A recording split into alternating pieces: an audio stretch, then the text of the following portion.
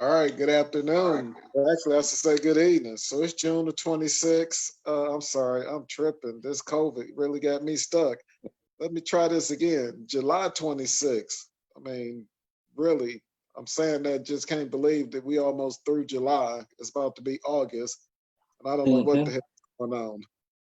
But as usual, it's another episode of Soapbox Sunday with my man Dan. I myself, Cool C Dub One. And today we got we got a guest on the show. We'll introduce him in just a second and appreciate you coming on. But first thing we like to do is shout out our sponsors and tell our listeners how they can get in touch with us. All right. This is sponsored by Athena Protection Service and the Foundation. Athena Protection Service is our security company, and we can be reached on any social media platform at Athena Protection Service, or you can reach us at 800-951-4866. That's 1-800-951-4866, or you can reach the foundation at athenaprotectionfoundation.org. Right. And as I said, we do have a guest coming on here in just a moment.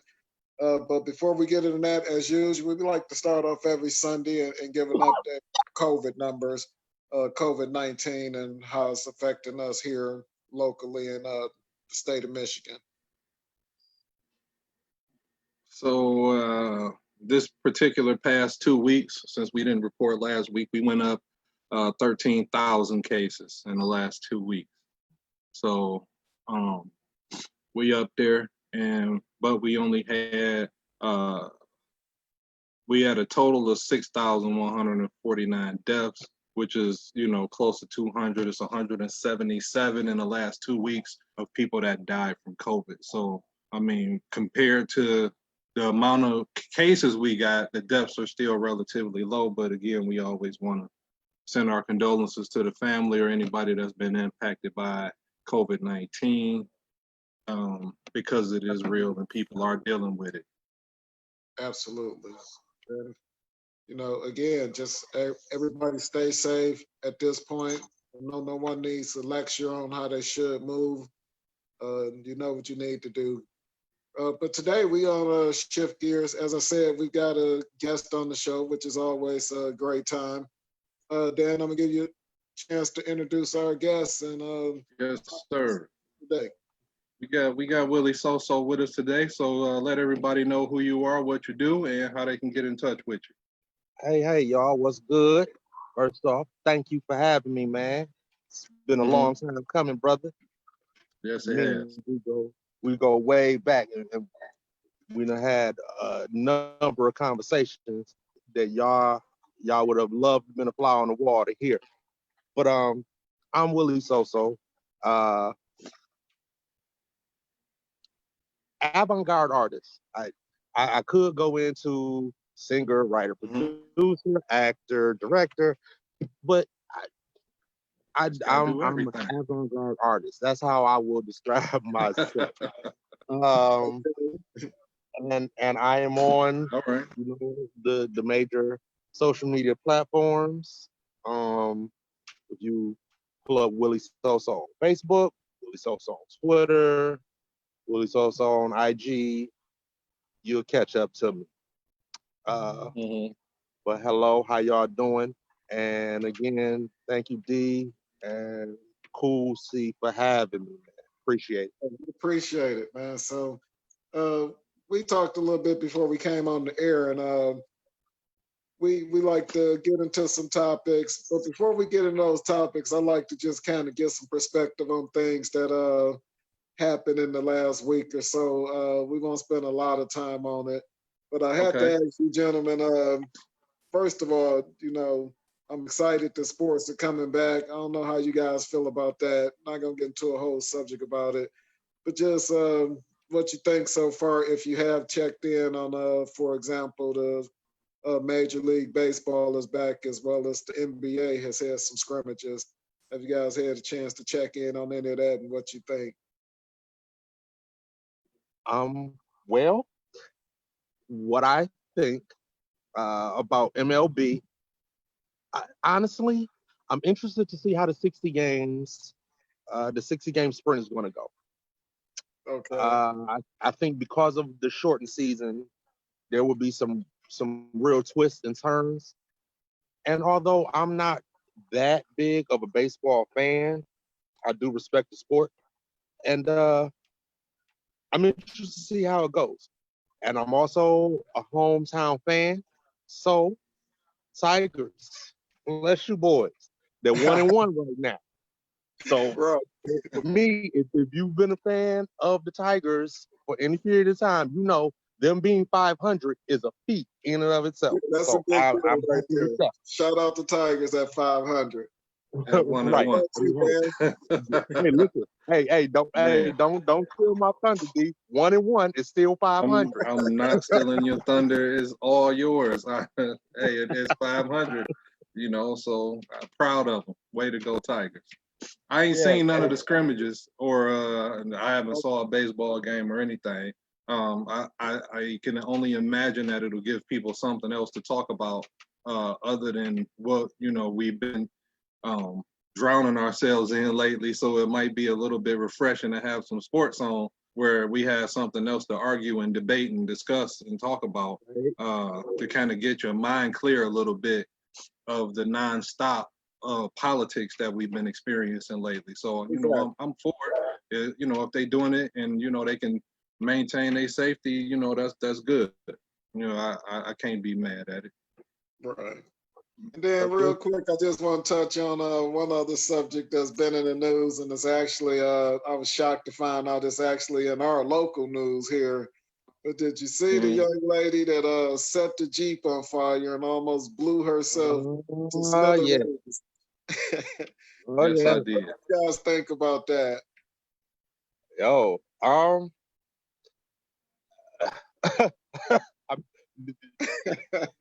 don't even. Hey, man, we've seen worse for less. I don't know. I only read the headlines, so I don't know really any of the intricacies of that story. Right. But is from my vantage point, man, it's sort of kind of self-explanatory, and whatever that man did or didn't do. Well, they calling him her ex-boyfriend, so I got the impression he broke up with her and she wasn't feeling it. Like I don't know, Well, But yeah, I will and jump in she real wasn't quick and feeling it to say, the point where she set his truck on fire. I will say, because we all seen it and know that it was a very dangerous situation. And the reason I'm laughing and can actually joke about it is because she is safe.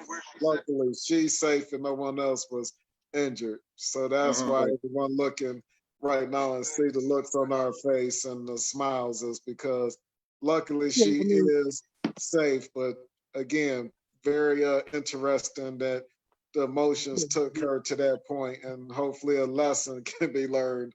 no doubt. I mean, the worst that happened was property damage.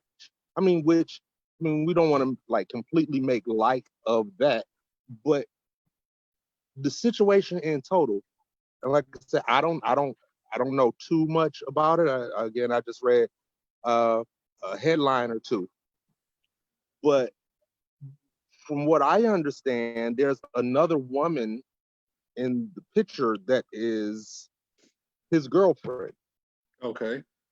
And the young lady that set the Jeep on fire is perhaps, how can we say this nicely, another girlfriend. She was the side piece I that was set trying to the avoid. I was Jeep trying on to avoid fire. saying that, but We ain't yeah. gotta. No, she was. I mean, But okay, I but don't know. I don't did she understand. not know that? And that could have been a problem. I don't know, man.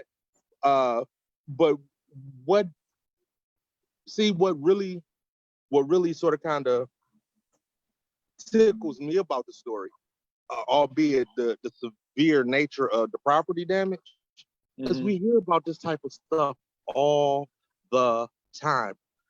We literally did not go a week without hearing about something along these lines, although there was no property damage. Last week, a side piece decided to start running his mouth. Okay. His name was August. Yeah. So that happened. we had to deal with that. That was uncalled for. Completely. And equally as uncalled for is burning a man's Jeep because you're no longer happy with your position in his life. Mm-hmm. So it's sad but true. And what can you say? Let's be happy that was her first time, and hopefully her last time trying to set something on fire, because obviously she's not an experienced arson. If you pour a bunch of gasoline in the car and then try to use the flick Bic lighter with the long handle on it, They call it almost blow your face off. So hopefully that was her last experience. Setting something on fire. Hopefully. Let's make sure you never see her buying no matches. I'm telling you, man. The reason I brought that topic up is because, again, today we brought So on here, and we want to pose a question, or I shouldn't say a question, but the title of the show. We're talking about Generation X versus millennials and so on and so forth. And we wanted to get into that, and the question was posed. And Dan, if you could revisit that question, or however you guys phrased it. And I'm gonna let let's Willie talk phrase it because he brought it up. All right, well, we'll turn it over to you, So. Yeah. The question is, or not really, it's not really a question, it's more of a take. And the take is that there has been a disconnect that has been expanded per generation. So from the greatest generation to the baby boomers to Generation X to the millennials to Generation Z, there's been somewhat of an intangible disconnect that has been widening over time. And we're now at a point where people are looking at these young kids, Generation Z, and like, oh, they're out of control. But I think that it's all correlated. And if we could really put our finger on this disconnect, we might be able to make some progress. Quick question before you move forward. Dan, was you able to pull up the age groups on those different generations? Yeah. Just so our listeners, and again, thank you listeners for bearing with us. I think this is a great topic. I like where you're going with it, and most definitely want to let you elaborate on it.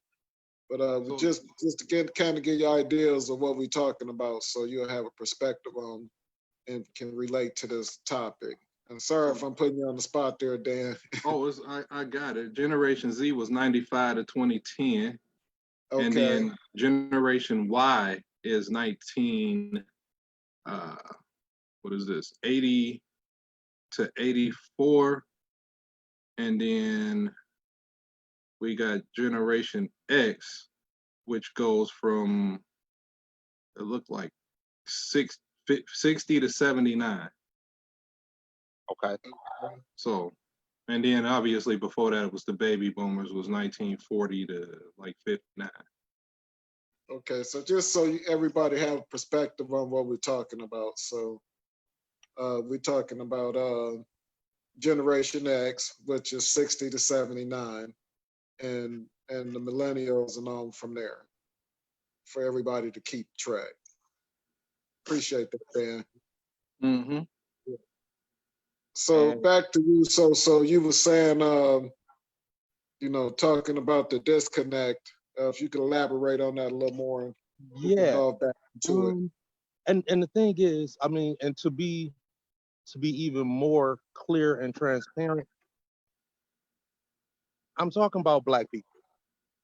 I'm not talking about these generations as a whole, because there are different sets of cultural issues that each of us face. Yeah, so, let's talk about it. That's we appreciate that, and I think we kind of knew that, but I'm glad you pointed that out. That makes it a little more specific, as you said. We could The last easily. thing I want to be is a meme on the internet. So I want to be very, very clear about what I'm saying. All right. Absolutely. But in this country, I think that the disconnect comes from the challenges that we've had to face just living. For instance, the greatest generation, as they call it, which would be our grandparents, and I'm considered Generation X. So my grandparents, for instance, they had an ideology, and their ideology, because of the things that they had to do to survive, say going further in their education, while some people did it, it wasn't the norm. The norm was more of getting a job so that you could provide for your kids. So they did that. And in doing so, they told their kids, which would be the baby boomers, you go out. I don't want you to have to break your back the way I had to break my back. I want you to go out and say, get a college degree. I want you to go further your education, get an education, get an education. And that was something that was thoroughly impressed on, say, the baby boomers. And as their generation progressed, Did that happen in your family? I'm speaking in general. Oh, okay. I'm speaking in general. I mean, All of right. course, there are a lot of different ways you can look at it based on perspectives, but I'm just speaking in general. Oh, nobody in my family had degrees. Well, yeah, I mean, and that also Not in happens. that generation. Not that I'm familiar with. None of them Yeah, I had mean, degrees. They wasn't told to get a degree. They didn't pursue degrees. They just went to work. well, I think specifically in what's my family, Yeah. all my aunts and uncles, every last one of them, my parents, uh, all of my aunts and uncles, college degree, all of them. Right. But That's but amazing. again, yeah, and when you really put it on the scale, man, you think about how much of a feat that is. Mm-hmm. But I was just just speaking in general, Yeah. but they were told this is the way, get this education and go get these jobs and make lots of money. This is the way to better yourself. Mm-hmm. And in that time frame, the baby boomers also wind up, they were dealing with a set of issues Right. based around how to survive the civil rights movement. Mm-hmm. And they did what they did. They and made progress. And as a result of that progress, they sort of got some of the things that their parents were telling them they needed to get in order to be able to live a good life. So when they start having their kids, Mm-hmm. they're working. It's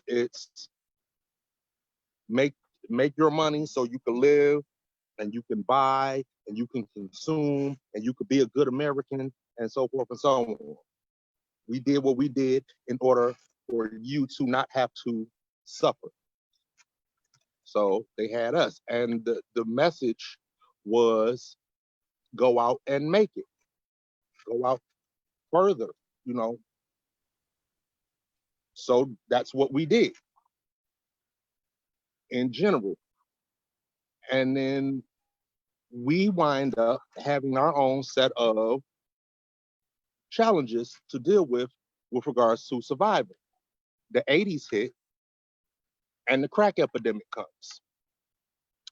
So now what it looks like for us to make it and survive, the perspective sort of starts to change. So we don't went from get your education so you can live better to get your education so you can make money to, hey, we can make lots of money. We don't have to go to college. We don't even have to come out our own neighborhoods. And Uh-huh. we could be balling. super rich. And that's what we wind up doing, a lot of us. Mhm. My point is, again, the situations that we had to deal with regards to surviving shaped how we looked at the world and how to live. So we go out and we have kids. The message that we gave to our kids: get your money, hustle, get your money. They had a set of circumstances that they had to deal with. The advent of the internet comes Mhm. up. The video games, everything is microwave. Technology takes off exponentially. So you put that along with the general tenor of the message that they get from their parents: get your money, and you have what you have now. And then they start having kids. The millennials, they start having kids. Mhm. So now they have messaging, and I don't necessarily completely understand or can't necessarily articulate it, but it just seems like over time this disconnect just continues to get wider and wider and wider. And then we're now, it appears, with the social climate being what it is, and now it seems like a lot of us are at a point where we're like, well, how did we get here? How do we get to this point where the kids are this way and there's this disconnect and X, Y, and Z is going on? And I just tend to think that it's been bubbling this whole time. Yeah, that's my long-winded take on the whole thing. And Okay. I would defer to you all to tell me or give me some of your opinion on perhaps what we can do to reel this thing in. Dan, I'll let you start off if you're ready. So, great question. And most definitely when we just look at it, and thanks again for breaking it down. It was almost like going back back to the future and traveling back up to now. So appreciate you giving that a visual on the time frame. But Dan, Mhm. how do you feel? And do you agree? And how do you feel we could possibly, you know, On some points, I'm on board. Let me address something right quick because people kind of talking. Uh, my mother said everybody? young people said that I'm not raising my kids the way I was raised. That's my mother's issue. That each generation says I'm not raising my kids the way you raised me, and then I agree. something is lost in the process, right? Yeah, I agree So, with that 100%. Yeah, um, and we definitely. got Jamie Garcia is on saying that education, she was born in the baby boomer era in 58, and education wasn't pushed as much as going out and working hard and living, right? So you didn't need a degree to get a job when they were coming up. You could just walk in the factory and start working and have a living and provide for your family, and you didn't need any form of education. I think the baby boomer generation in particular didn't need to start really going to school until technology started taking over the workspace, right? So they had to learn to keep up, so to speak, with things that was changing in the workspace. Uh, every generation, from my experience, always say, the kids in the new generation are crazy, or they music crazy, or we say that, they don't have the same manners and respect as we did. So some of that, I think, is on us when we are not holding true to some of the discipline and things, and making sure that, and talking and communication, right? So I think baby boomers, for instance, they wasn't always like in the house to provide those conversations and raise us, Very true. on like they probably should have. And then another dynamic is, at least in the 70s and 80s, when you had the welfare programs come into play and fathers couldn't be in the home, now you got a mother working who's not at home, and now you just at home with your siblings or your cousin or somebody watching you, and it's not really that oversight I think that we should have been having in the house. So I think all of these different factors play a role, even in going from the 70s to the 80s, where you talked about the crack coming in, and where, you know, we got, when Nino Brown said, you got to rob to get rich in the Reagan era. There was nothing but drugs and crime and opportunity in the 80s for people to enrich themselves. Because if you couldn't get in a plant, what was you doing? Like, what opportunity was there for you to have? So what you see is, I think in the 80s, we saw a lot of people get rich. So when by the time the 90s hit, you wanted to sell something too. Like, that was your avenue to get money. That was your avenue to get, you know, all the things that you couldn't have before. So you hear a lot of I don't want to blame. My role models were the pimps and the pushers. I don't want to blame the younger generation for what we put in their face. You know what I mean? So I think that's a hit on us for saying, don't do as I do, do as I say. You know what I'm saying? Absolutely. And let me just I agree with that point 100%, D. And bringing up the disconnect, it's not to put it on the generation, it's to put it on the generation before. Right.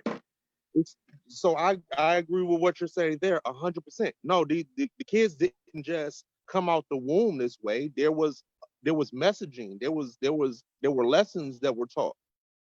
There were things that they saw that caused them to become and develop how they did, that caused us to develop how we did, that caused our parents to develop how they did. So it's always on the generation majorly, in general, and majorly on the generation before and how they raised them. Absolutely. Right. And if I can just jump in there, because I agree with you guys and I see where both of you going with it. I'll say the challenge has always been the technology, at least as far as I've been able to remember. The technology continues to advance, and we talk about the baby booming era, when computers became as important in the household as they did. We know that a lot of the baby booming era shied away from that technology. Now, that's not saying that somebody's Meemaw didn't take it and run with it, but in general, they didn't take to that technology.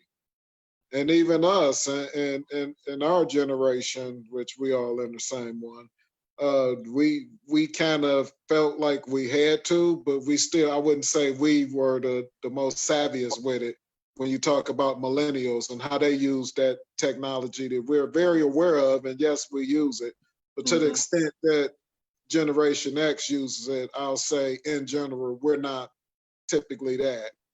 And I'm just going down that avenue to give you guys an idea of where I'm going with it.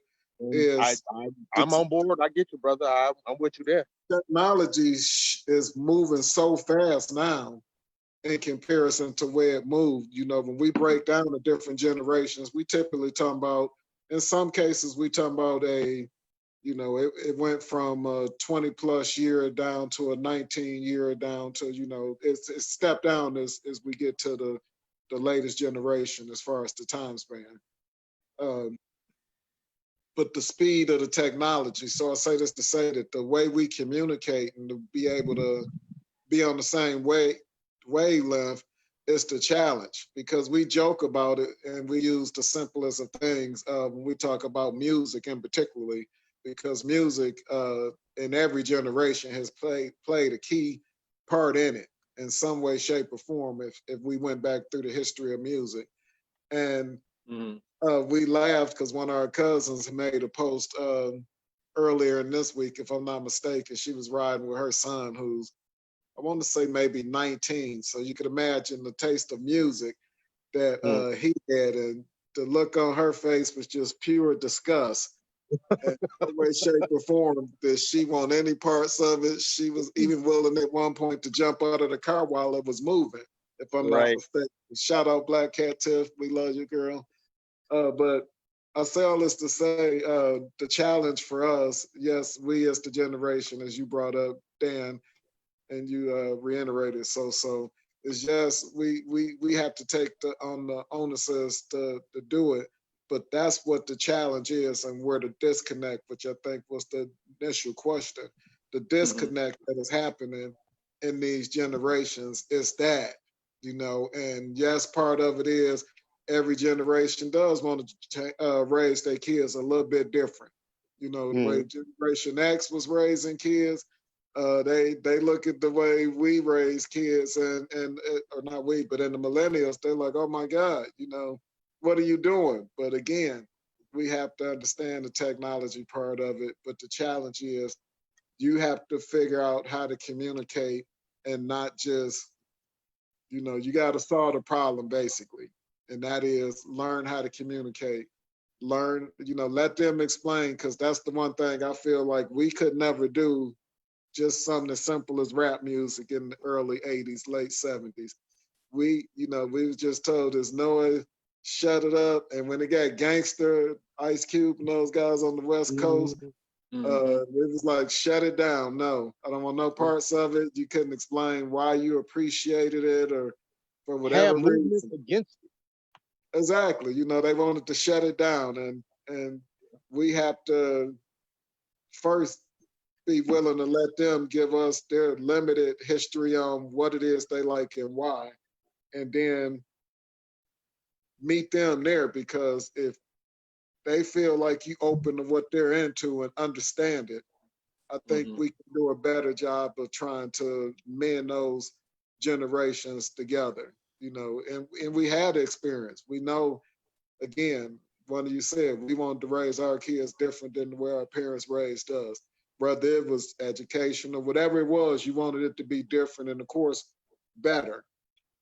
In order for us to do it, the challenge for us is to go back down there and listen to that mumble rap stuff that we joke about and the discuss we have with the AAU attitude of the NBA, or the money that players are demanding now compared to when Michael Jordan didn't make that, whatever the argument is going to be from the era that you're from, it's going to be relatable in every aspect. So that's my take on it. And just wondering if we got any, before you guys comment, we got any more updates in the comments?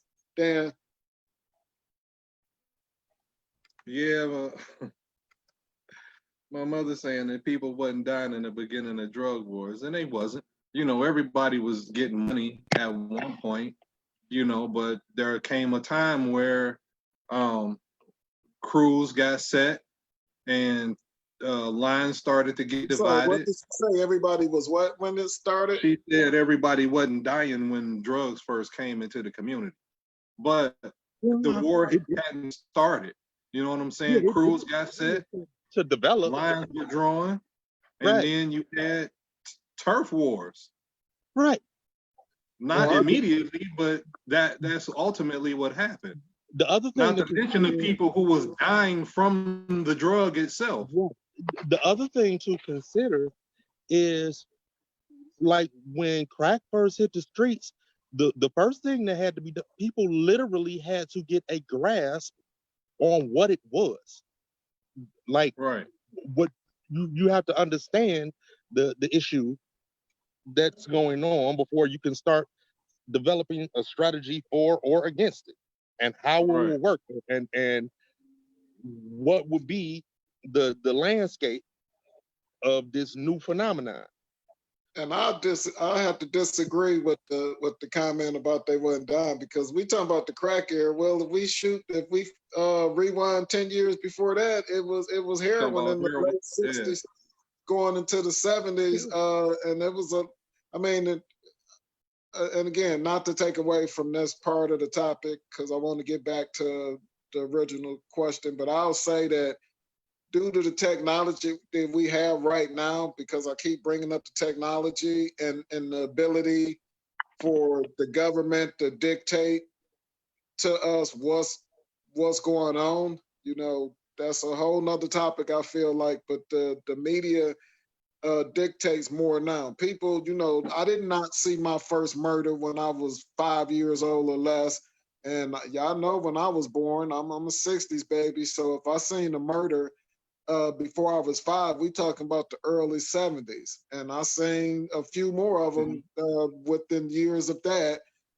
And I ain't saying I grew up in the worst neighborhood, but drugs was making people get killed back then. It just wasn't a news truck there to report it as much. And also, to Generation that soon. point, one thing I want to interject there, see, is prior to, we'll say, in the mid 70s, cocaine, from what I understand, became a real a big thing. Like it was a rich man's drug or whatever. Mhm. But the one thing about heroin being the big, I mean, since that's sort of kind of like how we're framing this particular conversation right now, heroin was something that we'd gotten used to, for lack of a better word, because it had been around since the 40s. Right. And there was, for instance, with that, you put that up against the timeline of what the baby boomer era is considered. They were born into it and used to it. Fast forward to our generation, crack comes in, and it was something that none of us had ever seen. They'd never seen it. We definitely never seen it. We were just being born into it. So the way it was viewed like it was an alien. And because people were starting to drop like flies from the use of it, one, and people were just starting to see how addictive it was, and that it was also equally as lucrative. Like Dan was saying, these lines had to be drawn, but you had to get a grasp on what it was that was going on first. And once that happened, man, well, You got to we think know how. about the money.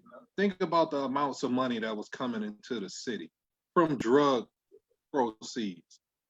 The Chamber Brothers said on any given day they made more money than General Motors. That's a lot of money. Yeah. I'm talking about tens of millions of dollars a day from selling crack. Yeah.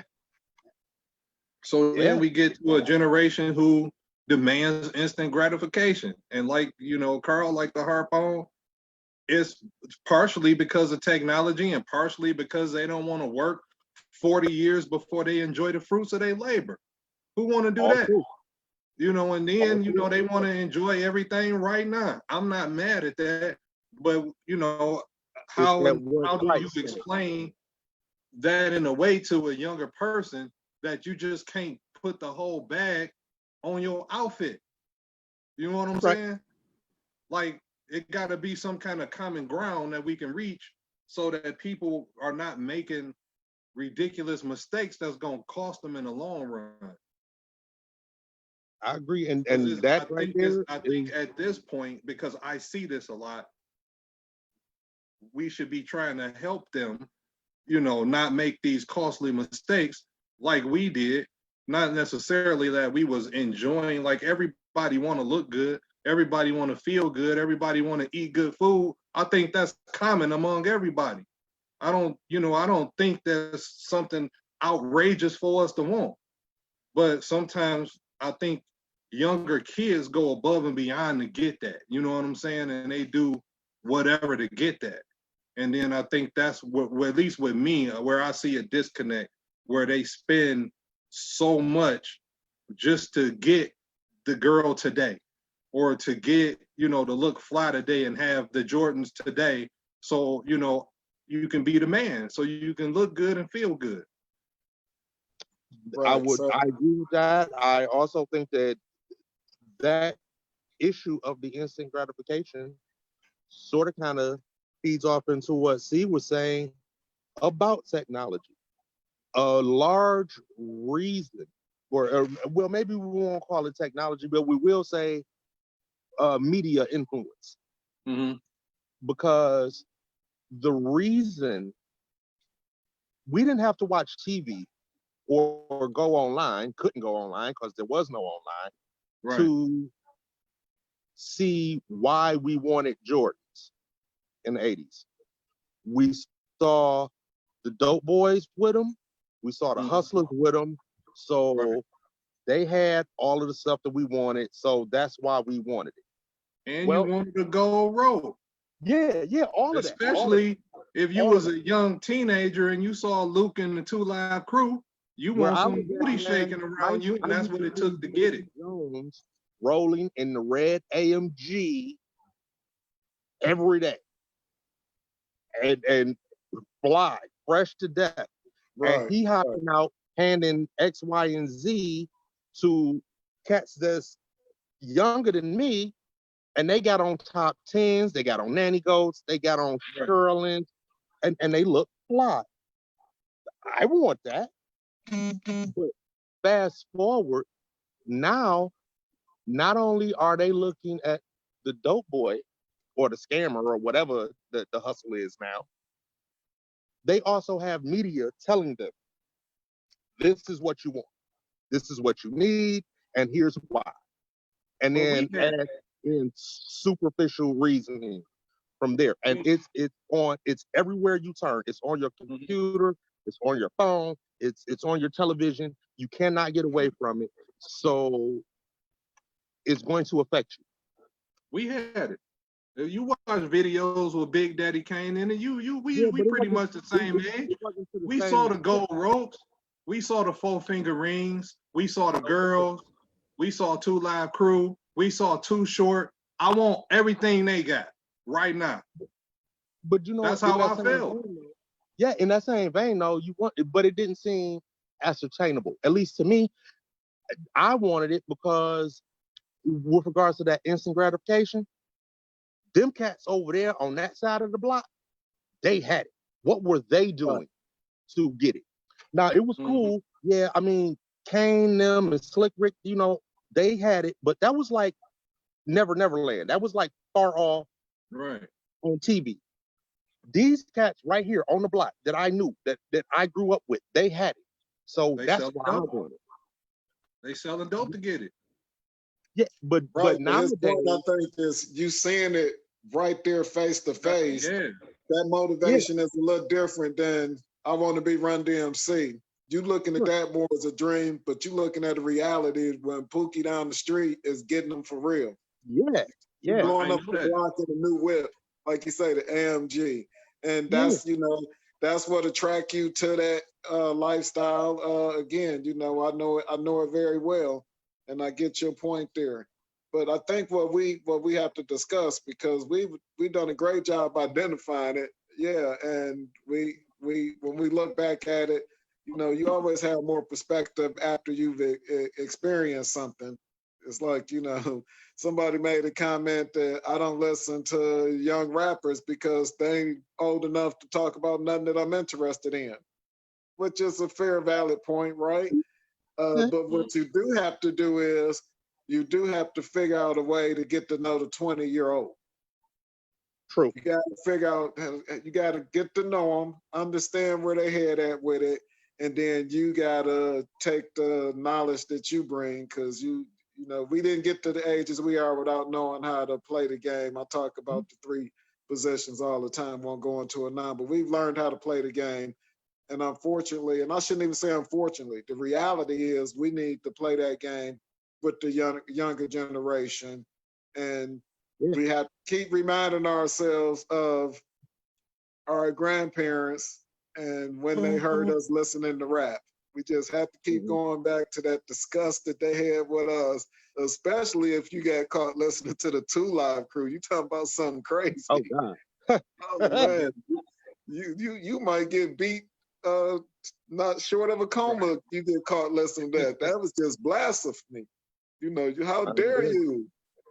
Even some of the the West Coast rappers, you couldn't listen to that in the house. Check this out, bro. Real quick story that alliterates what you're talking about perfectly. I was at my grandmother's house. I'm thinking I'm maybe 9, 10, maybe. I was listening to Roxanne's Revenge. Roxanne Shante had on a Walkman. Shout out, Shantae. Yeah. You remember when she went off on UTFO? Well, I'm listening to Roxanne's Revenge on the Walkman, on the tape. She going in, right? My grandmother comes up behind me, snatches the headphones, starts listening to it. No. Of course, she's disgusted. Wait till I tell your mom and your dad. My dad gets off work, comes to pick me up from my grandmother's house. Dude, he cussed me out worse than anything that I had ever heard on that tape. Ever. And when we talk about the disconnect, it's like, yo, you don't want me to listen to this disgusting music, but did you listen to what you just said to me? Right. Mm-hmm. You know, you have to be able to relate to your kids, and you wind up coming off, if you don't, you wind up coming off as hypocritical, which is going to make them not listen to you even more. Right. Right. And you know, like I said, we had a conversation, one of our last podcasts with one of our guests, and brought up a point, and it's like, you know what, it was just such an epiphany for me. Because that's the only way it's gonna happen. You know, we see the progression of the generations, and we see it keep getting further and further apart, which was the original synopsis, as we'll say. And that's the thing. As it moves as fast as it does, us at the generation, which a lot of our listeners are either in that generation or above, and for the younger ones, shout out to you if you listening. We'd love to get your perspective. But we have to come up with ways to get the points we have are valid. Dan, I agree with you 1,000%. How do we get them to understand the importance of, you know, you don't need to buy a pair of Jordans for every day of the week. Right. But in the same time, I'm telling them that, and I might have a pair of Jordans for every day of the week because I'm Right. established and I'm this, that, and other. Yeah, I got an excuse for why. But again, we talking to somebody who they don't come from the same era that I come from. You know, when I had Jordans back in the day, I'll say, and Mom, if you listen, I'm sorry. The reason I had Jordans back in the day was not because I had a good job and a stable income. Well, I had stable income, but I didn't have a good job. Figure that out. But my point is, we have to come up with ways to be like, look, man, I know you're gonna get the new Jordans, but here's the deal. Here's an app you can get on your phone where you can take every time you have some change left over from a purchase, and you can invest it into this investment. You can follow it right on your iPhone, and you can keep track of it. And hey, while you at it, you like them J's so much, start buying some of that stock. You know, feel so me? trying to do those type of things as opposed to saying, no, little nigga, you don't need no Jordans. Because they Right. ain't here. And that's why we got to disconnect. Man, Because we're you doing the hit same the nail thing. on the head with that. See. So you hit it right on the head. We basically snatching the headphones off of the Walkman and hearing what's being said, and we going loco, and they Right. ain't hearing it because guess what? You knew it was hypocritical back then. You wouldn't Yeah. dare say that. But kids Correct. today might call you on it, and yeah, we can say in our generation that that's There being you go. disrespectful, but it Yes, is sir. truth. So Yeah, man. that's Hey, my listen point though. on it. Hey, fellas.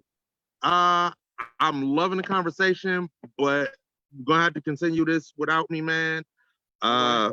My We phone's gonna appreciate you cut coming off on on. me, and I don't have my charger with me. All right. But I just wanted to take the opportunity to say thank y'all for having me. Y'all keep going on, man. As soon as I get to this charger, I'm gonna tune back in. Bet. Right. We appreciate you coming on, man. Love the insight. Thank you. Yeah. Have a good one. Yeah, it's Man, fun. that was some pretty good conversation there. I really think that's where we at with it in so many ways. Because you know it's a lot that has gotten us to where we are. We could talk about you know, Yeah. the current environment politically and all of those things that are, you know, even causing some divide. Because I thought it was the most far-fetched thing, but per a conversation I was involved in last night, there are really people who feel like they so tired of the current political environment that they will vote for Kanye West Yeah, if then he that's continues to hard. run.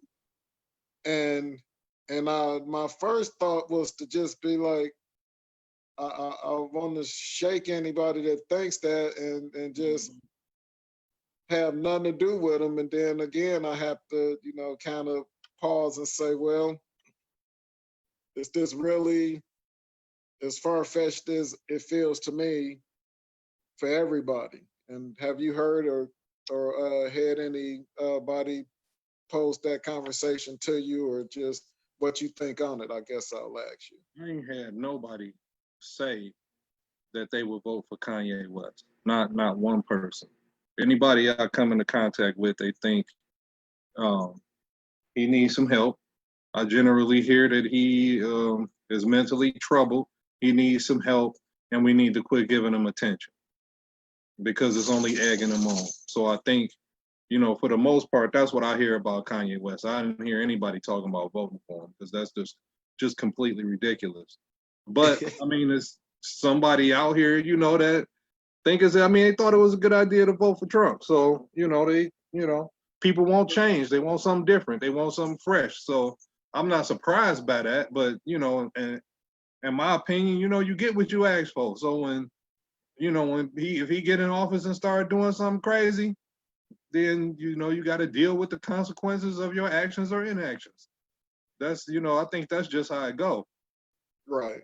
But So just to get this story a little bit more meat to it, the overall thought and the comparison to Kanye West right now is somewhat similar to the conversation and the conspiracy behind why Michael Jackson's not here, i.e., trying to purchase Sony, why Bill Cosby all of a sudden for stuff that everybody knew he was doing, not saying it was right, but all of a sudden, as he was ready to take over NBC, it needed to be tried, and he needed to be not only humiliated in the public, but locked up.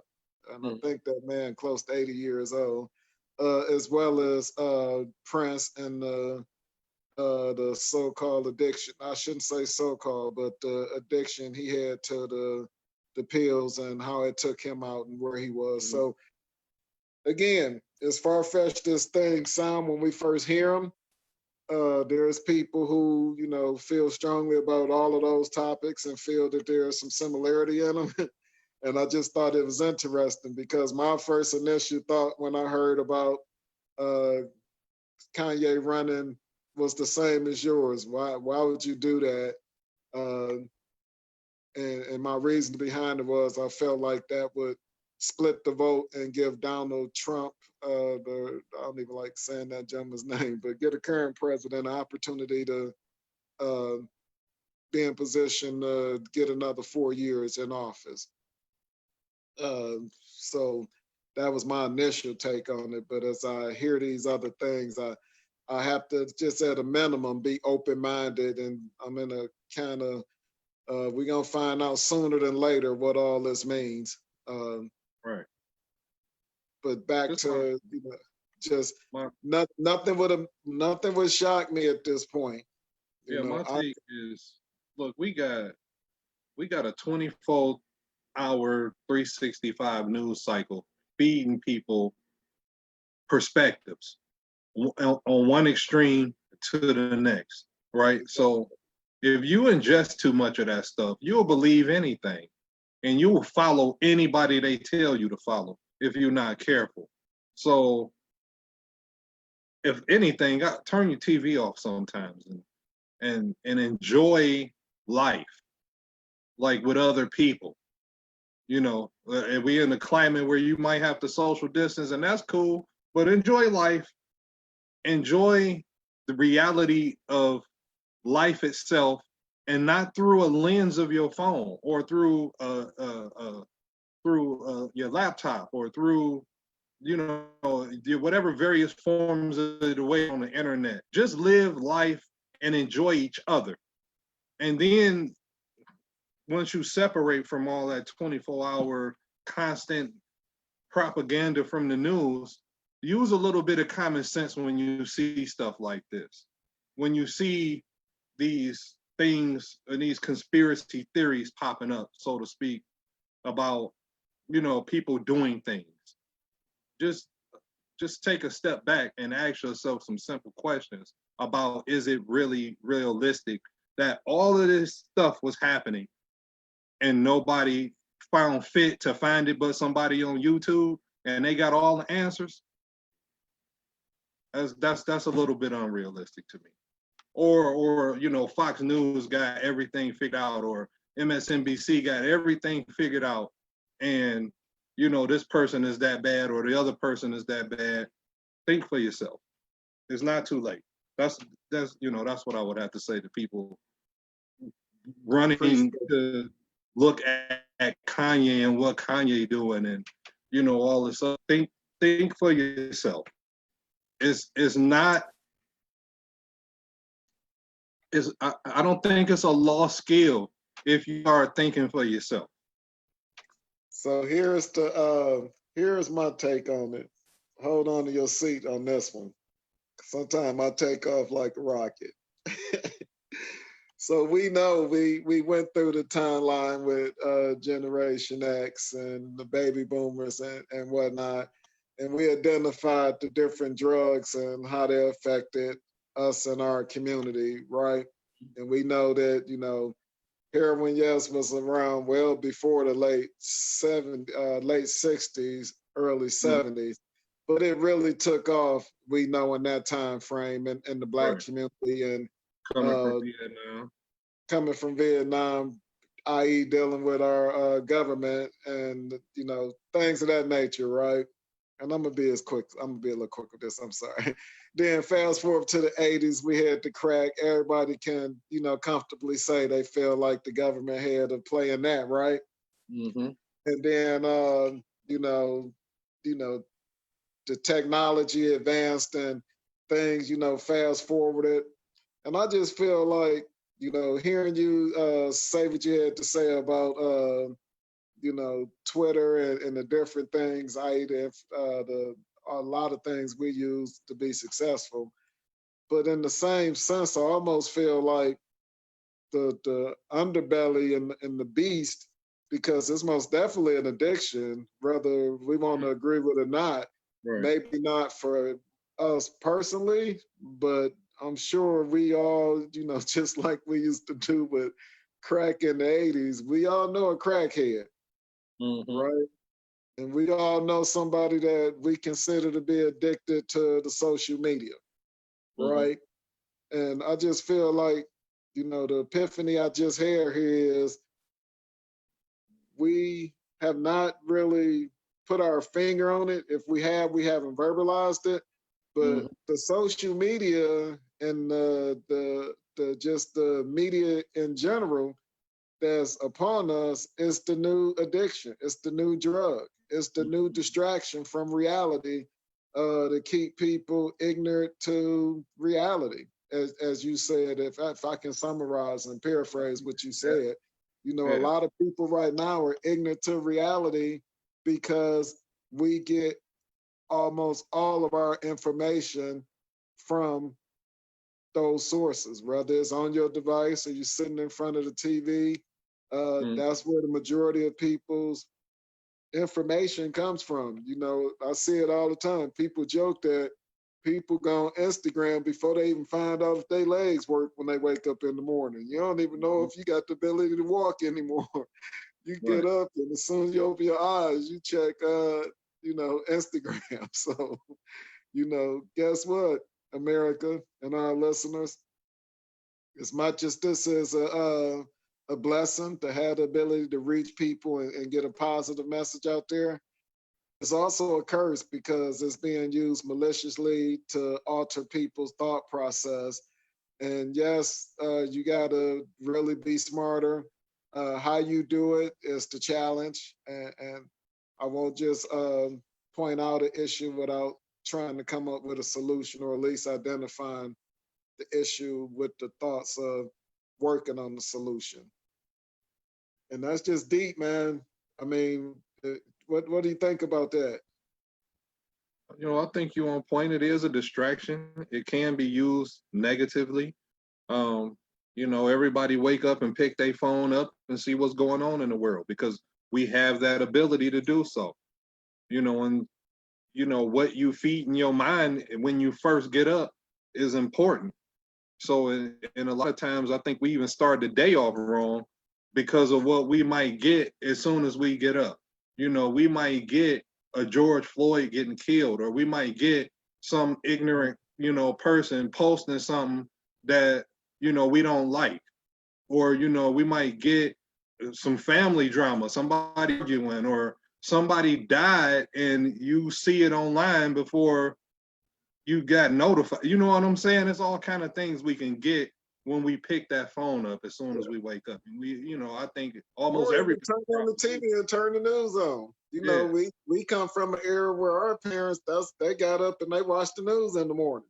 right, And then they watched it again. We didn't have evening news, at 5 and 6 o'clock back then. It was right. typically you had the news in the morning, and Hmm. then you had, yeah, I'm sorry, you did have the evening news, and that was it. Yeah, It wasn't no, you didn't watch the news again at 10, 11 o'clock at night. Hell, TV's about to go off. Wasn't no more right. news. So it's just, I just think that that's the reality of the climate that we in, and Hmm. identifying that and trying to challenge yourselves with that, how you do it. Because again, when we look at the Generation Z that we brought up earlier in the topic of the day, Hmm. um, you know, we talk about how when we got a phone, you know, now kids, because of activities and things, kids have these devices at way younger ages. As Right, parents, yes, you need to monitor it, and yes, you need to, be a part of it. But the technology, the kids, is almost like trying to get rid of an insect. Every time you think you came up with something, they come up with something else to get around it. Babies at less than 2 years old know how to turn on the device, get to YouTube, and find what they particularly like. right, How they don't know how to spell, and in some cases don't even know how to talk, but they right. can find it. So, uh, yeah, the technology and the way we think Hmm. has changed, and for us to continue to try to keep that bridge open, we gotta we gotta get gully with it, and get down there and listen to some. And I joke, no disrespect for the rappers who sound like you mumbling. I know it's a huge fan base for that, so I'm not It's gonna a hate market on it. for it. It's the market for it. And I think from our end, we have to learn, I think, to teach and not preach. Right. We have to be able to provide communication, to people, the younger generations that's up under us, without being overbearing, without passing judgment, without um, criticizing them for what they listen to or what they like or the clothes that they wear. Because every generation is different. They got their own flavor, they all got their own style.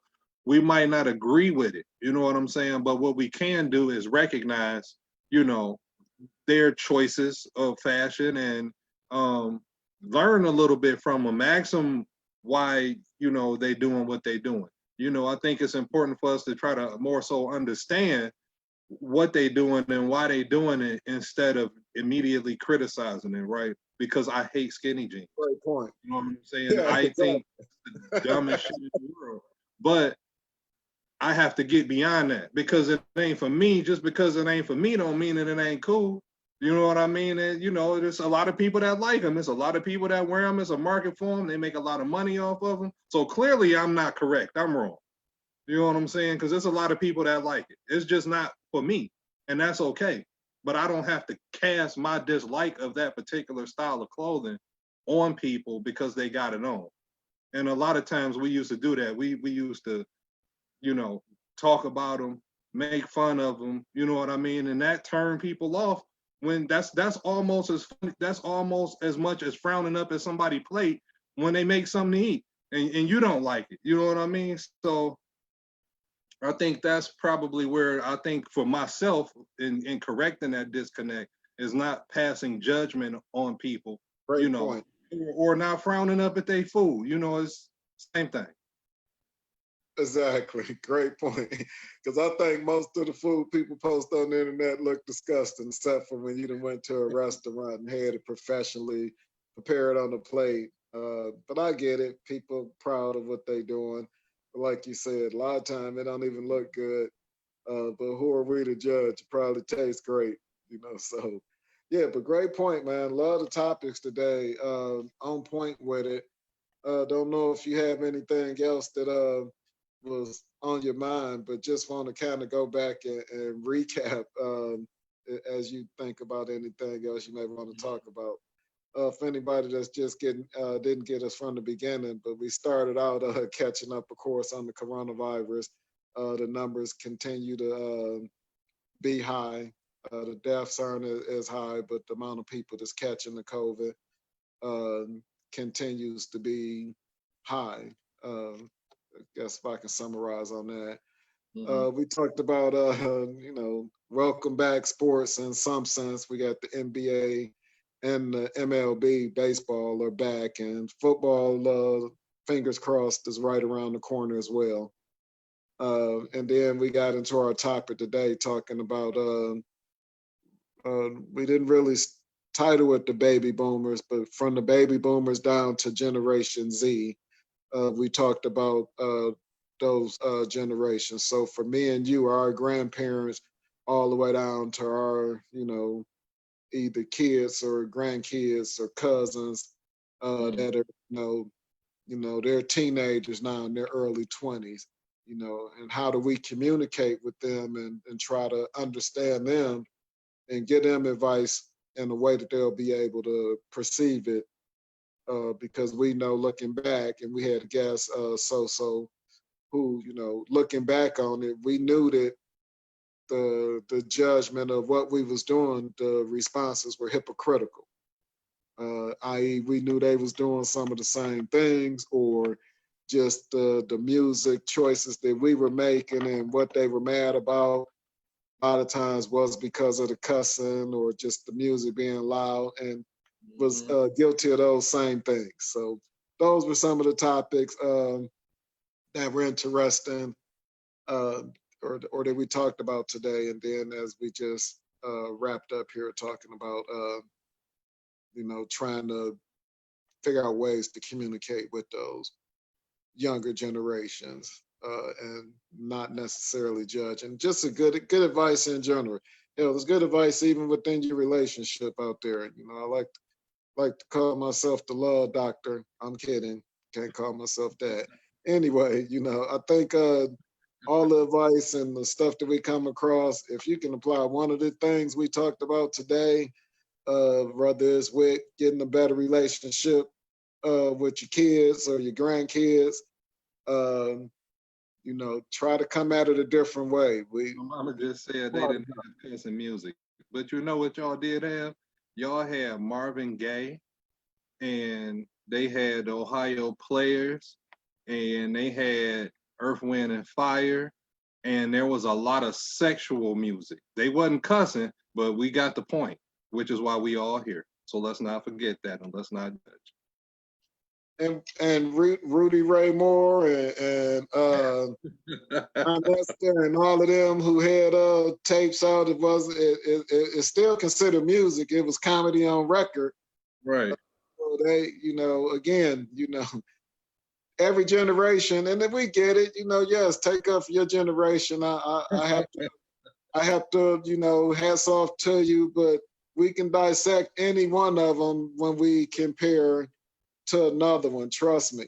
So I don't want to assume who that is to keep bringing up that stuff, but first of all, thank you, because they give us content. But just know that we are hypocrites when it comes to what we think was okay, and I shouldn't even say okay, but the things that we didn't see wrong. Let me say this. Why are we talking about this? Okay. And it also perfectly laid the story out.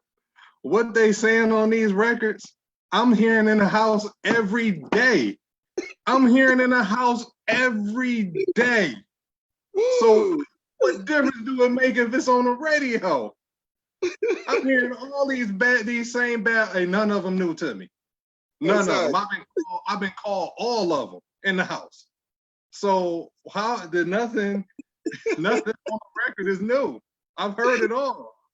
Even if I was at home or if I was out with my cousins, I heard it. It's not new. It is. It ain't like my mama just wasn't cussing. Anybody know my mama? No, she was doing some cussing. My son was watching the first Friday movie, and you know that was out before he was even born, 95, if I'm not mistaken. So this was he probably was only 5 himself. So we talking about, the movie was 10, 12 years old by the time he was watching and enjoying it. And one of his uncles was so upset that he was watching that movie, talking about that boy don't need to hear all that cussing. I was like, well, you know what era these kids was growing up in? When last time you rode past a playground with some kids on it? Think about when you was a kid. You ain't know how to cuss. And who did you get it from? Some grown-ups. So yeah, I feel you, man. That is hilarious. We at my uncle's house, right? And I'm upstairs for whatever reason, but it's 3 or 4 other cousins in the basement. And you hearing, damn, motherfucker, and all these cuss words. And they just, like my uncle, they all at the vent listening. You know what I'm saying? And then they call everybody upstairs. They like, what was you saying in the basement? Like, I ain't say nothing. You ain't call him no bitch. He like, I didn't say that. What you say? I said the B word. Oh, you called him B word? Like, what you say? I said the A word. No, you ain't call him no A word. No. He was no older than 6 or 7 years old. And these words is coming because where you think we heard them? At home. You know, so whether it's from the music or from, the house, the exposure is there. And again, when we circle back to social media, it's there all constantly, it's nonstop. But I think there's some music, like, and I'm looking in the comments, they like the music didn't have messages. All the music had messages. It just, they wasn't talking to you.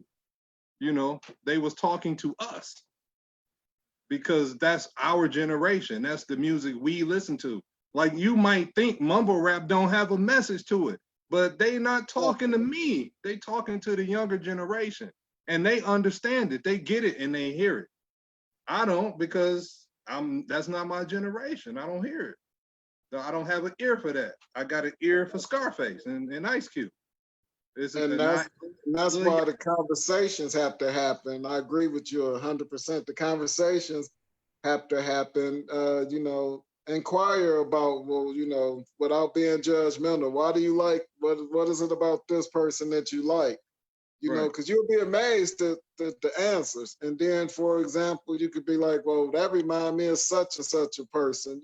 And we just use the music as one example. Whatever it is that you're struggling to get across and be able to communicate, because I hear it all the time. And you said it. This generation, this new generation is something else. It's kind of like I heard the current president say that, this crime in these cities is just out of hand and is ran by blah, blah, blah. And it's like, well, you've been the president for the last 4 years. You complain about this is your watch still, there ain't nobody else, and you are trying to win another election, so it'll still be your mark. So why you keep on trying to blame this on like it's some magical other person who's responsible for it? And we do that in so many situations. We like, this new generation is this, and this. Well, who raising that generation? Where did the generation get it from? understanding that, number one, and then coming up with ways to figure out how to communicate this. Again, I think that's the most important part.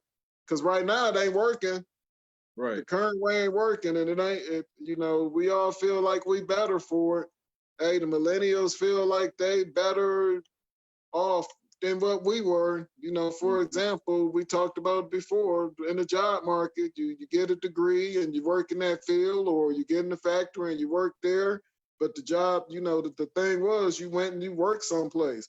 Even if you did have the role models to do it on your own, it was the majority of the time it was go and work for somebody else and work for them as hard as you can until you retire. And now the millennials, they say that sounds like some BS. Right. Why am I gonna work for somebody else until I'm tired and don't enjoy none of it until I'm old? Right. I'm with them. I feel the same way. I don't want to work for nobody and until I'm too old to enjoy it. I'm with them. I feel the same way. I want to enjoy the fruits of my labor while they still ripe, as Lil Wayne would say. Right. And how good of an example when you look at it. I heard a rap song. We talking about music, and a rapper made a statement saying, all drug dealers do is talk about what they did have that they don't have, and they either, as we always say, they either dead locked up, but most definitely be broke. So, what example did that generation send? As far as they look at it, they say you was a failure. They even look at somebody who in the current generation that, we aspired and appreciated the factory worker. Mm-hmm. We wanted that. The millennials is like, you're going to dedicate 12, 14 hours of your day every day, 5, 6 days a week to that. And for what? You ain't raising your family. Right. You providing, yeah, okay, but if you want to get deeper, you ain't spending time. They're not seeing a structured, good family home. I'm sure many people in the comments are arguing and say they got a roof over their head, this, that, the other, but there's always another layer to it. Somebody just have to be willing to peel it back. Mm-hmm. Again, we have to, and I'm not saying anything bad about anything that somebody has had to do to raise their family, because you did the best you could do, and hats off to you. But just know that every generation will question the way the previous generation, or I shouldn't say question, they'll criticize it. Right. And guess what? We always criticizing the new generation. Mm-hmm. So instead of pointing the finger at somebody else and saying that's the problem, because you got 3 pointing back at you or 4 or however that shit go, you point 1 at somebody and it's 4 pointing at you. My thumb always be pointed up like a gun, so really it only be 3 for me. I don't know about everybody else, but you always got to self-assess is my point. All right. Some good topics though, man. I hope our listeners enjoyed that. Yeah. We love the input there, but let's go find some teenagers and start out with some friends and relatives. But because I don't want to send nobody out there talking about going up to the high school trying to meet some new friends. Yeah, don't do that. Don't do that. And I guess the last thing I want to talk about, which that reminded me talking about kids, is so with this current pandemic that we, kind of felt like we was making headway, and I think a lot of that headway is starting to be lost. I don't know if you agree or disagree with that. But with that being said, we are really, really close to the time for the kids. Actually, summer school's even going right now, but time for the kids to go back to school for the fall semester. And I'll say for me, I'm fortunate enough to have an older child, and I know that I'm in a situation where he'll be able to do his classes via the internet if needed, to be able to school. But for the younger kids and just in general, what do you think about kids going back to school? And do you think it's a good thing? I don't think it's a good thing if, you know, I don't think they got the money to structure the class the way they need to, for kids to be in the room, in limited numbers. They don't have the teachers. They don't have the space in some cases. They don't have the money to make sure that, you know, kids are housed properly, or, you know, do they have the platforms already in place to allow kids to learn remotely? I don't know if that's available. And then if kids can't go to school, what are the parents supposed to do that's getting pushed back into the workplace right now? You know what I'm saying? That's an issue for the parents. Then it's an issue for the kids. And then what happens when the kids test positive, if they test positive? Do you quarantine the whole school for 2 weeks, or do you just do the teacher and then the classroom that the kid was in, and then you lost the teacher? So how you gonna replace a teacher? I just think I don't think it's put together well enough. Great points. You know, for, you know, school to be put back into session when you have an active virus going around. You know what I mean? So I don't think it's a good idea, because, you know, kids are like germ magnets. So, you know, if anybody can get it or would get it, you know, it probably would be a kid. They might not get sick, but, you know, they could carry it. And then if they can carry it and they could, I don't, you know, I'm no scientist or professional on COVID, but it seemed like you just putting a bunch of households at risk when you do something like that, putting a bunch, hundreds of kids in one place. Exactly. You know, and even for the kids that, you know, the smaller kids who may not move around the school as much, you're still talking about a classroom full of kids. So yes, I most definitely would be concerned about in-person school at this point. I don't feel comfortable. And again, like you said, we're not scientists. We don't claim to be anywhere near experts on this. But from what I'm seeing and understanding to this point, I'm not comfortable with the excuse being, or the reasoning being, the kids are the least likely to contract it. As you put out, yeah, but they can be a carrier. And you talking about, like you said, in the event that the one kid that gets it in a classroom, now you got to quarantine those kids from that class as well as that teacher. That could, in theory, go through one school and pretty much cripple that school within weeks of being open and going into the cold and flu season. Right. So just, I don't know. I don't know the solution. You know, it's people who will make those main decisions. But I'll say to the parents out there that's listening, you make the decision that you think is best for your child, and please don't make that decision based off of how you, when you was a kid, or what you think kids need. Like you said, Dan, do a little bit of research, understand that this is a new virus, and it's a lot we still don't seem to know. Even the people who are paid and trained to know don't even know.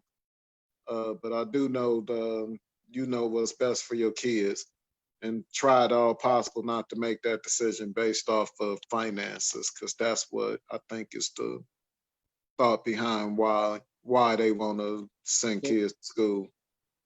So I mean, why? Because the kids, they get paid from the kids being at school.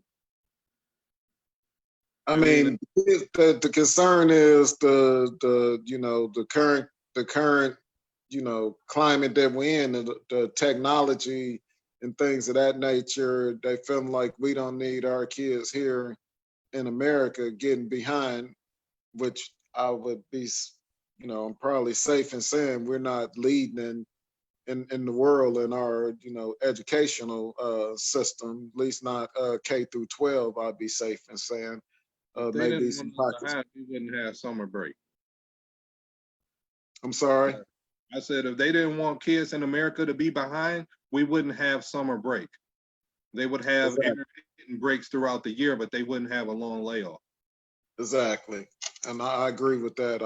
I just remember uh, raising kids through the smallest, the younger ages, and how tough it was to get them back on track. Hell, it took all of September to get the kids back on track, and then it took half of October to get them, ready to learn something new.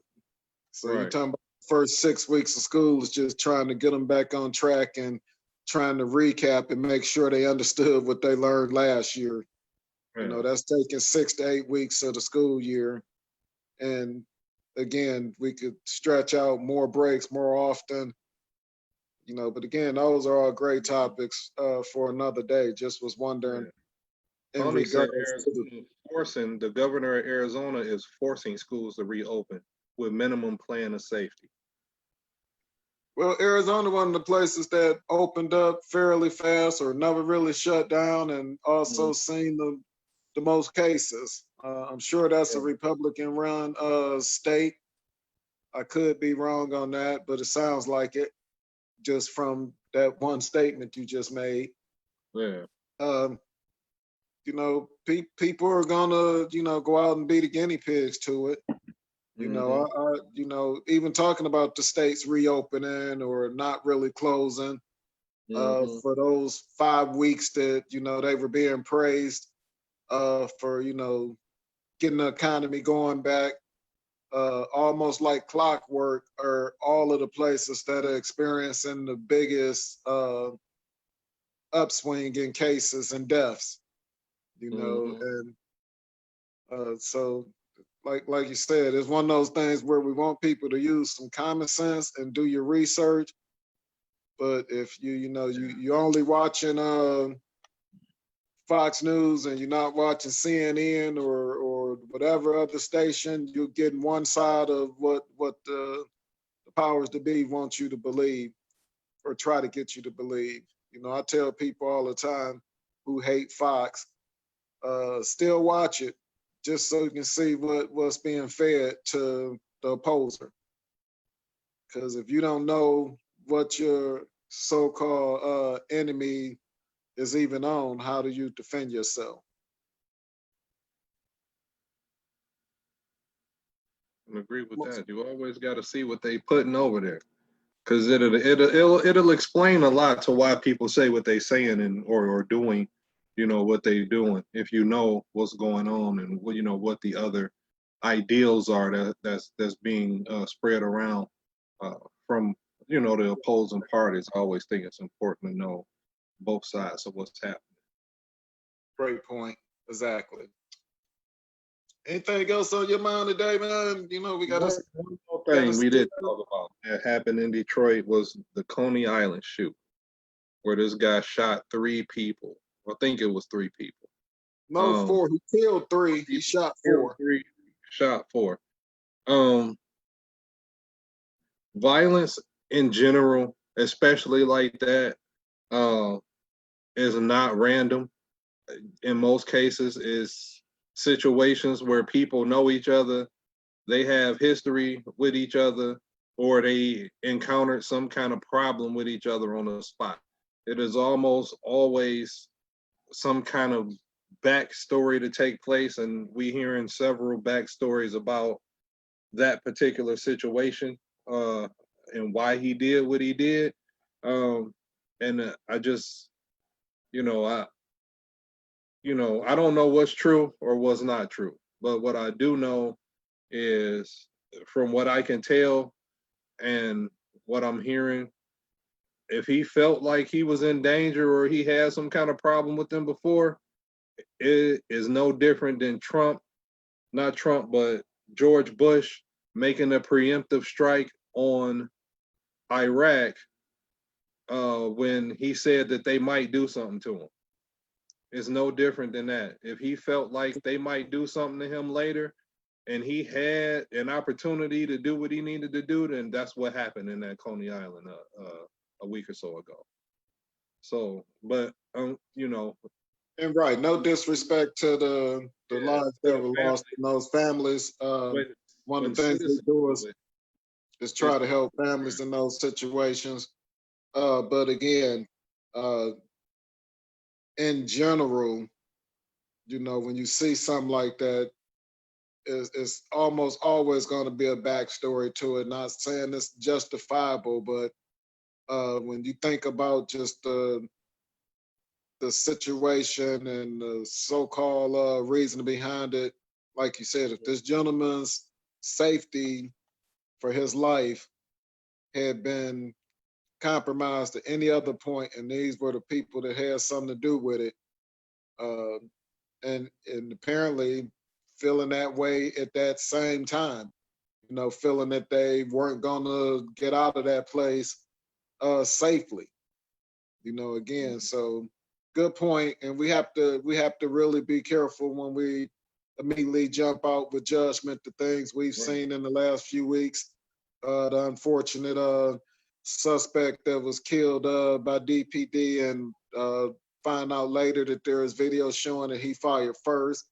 Right. Uh, I have heard an update that the family still feels like what was considered to be the final shot, which was fired when he was supposedly down.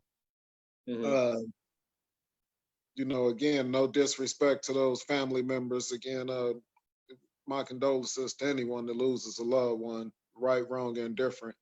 But my point is, you know, we try to judge how somebody should react in that situation. And we had the opportunity to look at that situation on video In slow with it motion. slowed down Hmm. to a point where you could literally almost see the bullet coming out of the handgun, but not so much the bullet, but literally seeing the smoke coming from that firearm being fired. Um, that type of technology is good. And yes, you can Monday morning quarterback and say what an officer could or couldn't have done. But when you look at that situation in real speed, number one, I have to say, thank God more people didn't get hurt. Right. There was multiple people. We're talking about a busy neighborhood. There were other people that were involved in that situation, other police officers, pedestrians, just bystanders, whatever.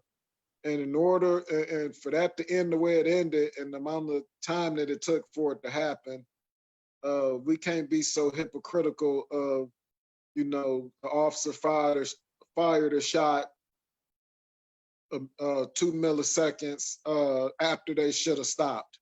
Hmm.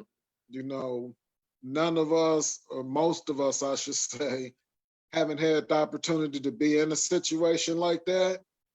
And just the pure accuracy of those police officers to be able to hit the target and no one else, or friendly fire upon another officer. I don't know. I was very impressed that more people weren't hit in that situation, Hmm. because we even show a video during one of our classes that we offer. We show a video of a attempted robbery that ended up, uh, two people ended up being shot in the process of this attempted robbery, and one of them was the gentleman that was with the gentleman who was pulled his firearm and shot back at the assailant who was trying to rob him. Hmm. And he shot his friend in the process of shooting back at the suspect. Right. So we know that things happen so fast, and people who aren't supposed to be the target are the target all the time, every day. So before we are so quick to judge, we need to get all of the facts. People tried to make, and it was unfortunate with, and I'm still talking about the Coney Island situation from last week. Uh, Hmm. Unfortunately, the news did a horrible job of putting some white uh, people in the media and saying that they were the victims in this shooting at that Coney Island. Wow. And I just bring that up to say, the narrative is trying to be created for Metro Detroit, or Detroit specifically, right now in government, which we all know is a crock, and we feel disrespected. We won't stick our chests out and say Detroit is a very safe place, but it's not a place that needs. There is not civil unrest going on in the city. You know, the crime numbers, as unfortunate as they are and as high as they are, it's been going on like this the whole 3.5 years leading up to this, and yes, before that.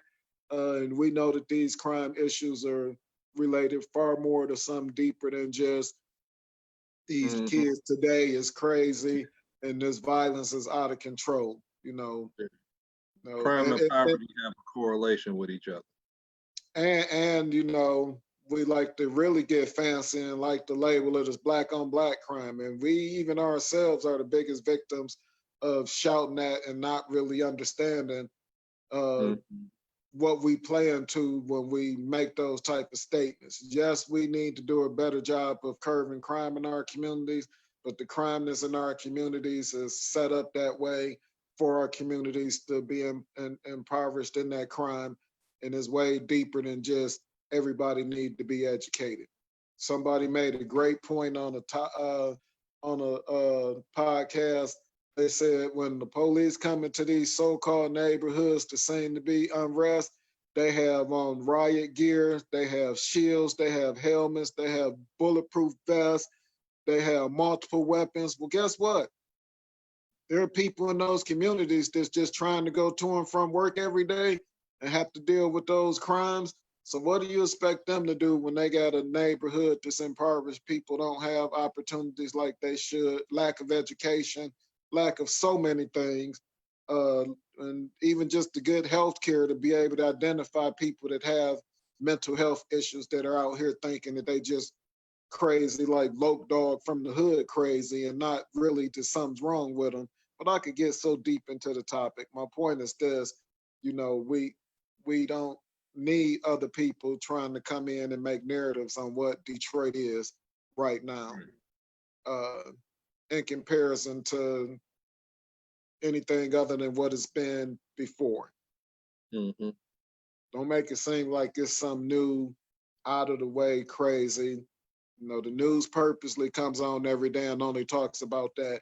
They talk about the murders that happened over the weekend before they even want to talk about COVID. You have to remind, oh yeah, in COVID we had 500 more people caught it. That's where I feel the narrative is right now. So, like you said earlier, be smart people. Try to think outside of what's just being fed to you every day. I know we saying this in the midst of feeding you a podcast, but we just trying to get you to think for yourselves. We're trying to get you to step back and don't always be so critical every situation without getting as many facts as possible. And again, I always like to relate when I can to a relationship. Use these same things in your relationships in life. Learn how to communicate differently if you find yourself having disagreements a lot. Get to know that other person and ask them what they think and try to understand why they think the way they do. And we already know we're trying to work on that with our youth. If we continue to do those things, man, I think that's a starting point. We want to move in the right direction. That's a starting point. The judgment part of it is key. Right. I can agree with that. But I don't know if our listeners noticed, you got a haircut since the last time we was on here. I did. That's what's up, man. I have been trying for like 3 weeks, but you got to make an appointment to get a haircut. So, it was a struggle, but I got it done. I might let it grow another 3 months. We'll see how I feel. Right. But man, it's always a look forward to Sundays, and I know a lot of our listeners do. We try to give the listeners some good content. We're still open to suggestions.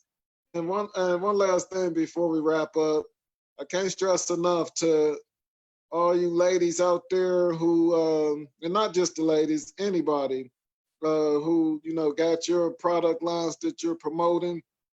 come on here and shout out your products. I know you got a huge fan base. We love you to come on. We'd invite you to come on to talk about your products and what you're doing, and give you opportunity to, you know, expand your viewership with your products. So something that we want you to continue to do. Thank you for the ones that have, and we're also always looking for some ideas for topics.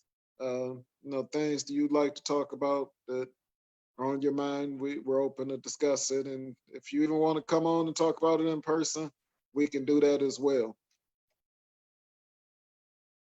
But as we wrap up here, man, tell the listeners how they can get in touch with us one more time, man. You can reach us on any social media platform at Athena Protection Service or Athena Protection Foundation, where we assist crime victims. And you can give us a call on our 1-800 number at 800-951-4866. It's 1-800-951-4866. Awesome. All right, man. Well, thanks again for another great episode of Soapbox Sundays. I will chat with you later. All right, everybody, have a good one. Peace out.